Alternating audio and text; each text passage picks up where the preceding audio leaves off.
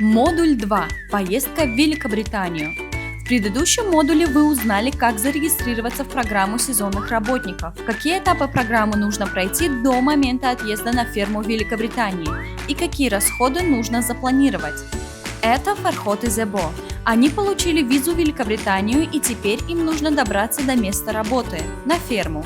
Давайте узнаем, как правильно подготовиться к поездке в Великобританию. Что нужно успеть сделать до отъезда?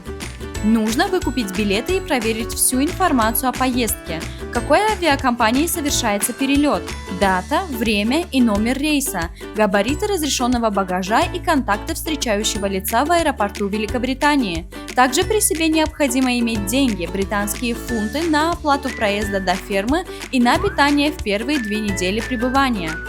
До начала поездки вам нужно получить у оператора список документов, необходимых для прибытия и работы в Великобритании.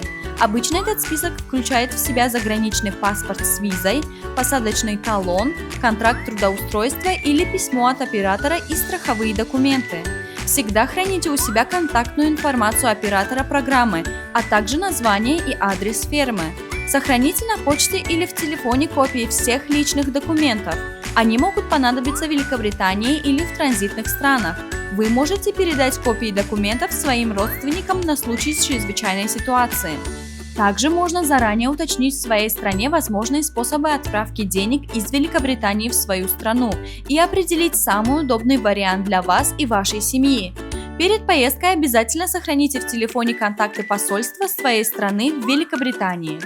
Узнайте у оператора как можно больше о работе, которую вы будете выполнять в Великобритании.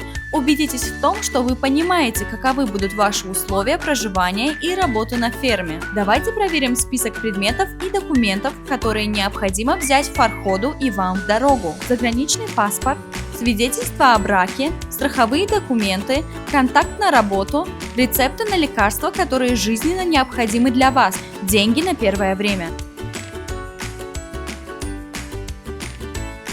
Также вам необходимо взять с собой вещи и документы, которые укажет ваш оператор. Итак, вы успешно долетели в Великобританию.